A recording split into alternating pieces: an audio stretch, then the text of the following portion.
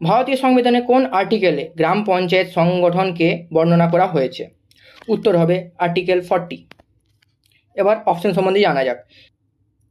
যেমন অনুচ্ছেদ নম্বর 40 গ্রাম পঞ্চায়েত সংগঠন, অনুচ্ছেদ নম্বর 44 নাগরিকদের জন্য অভিন্ন সিভিল কোড, 45 6 বছরের কম বয়সী শিশুদের প্রাথমিক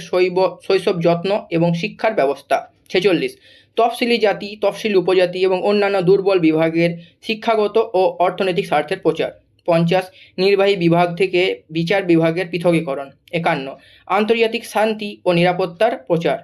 51 মৌলিক কর্তব্য, 72 কিছু ক্ষেত্রে ক্ষমা, স্থগিত, মকুব বা সাজা কমানোর জন্য রাষ্ট্রপতির ক্ষমতা,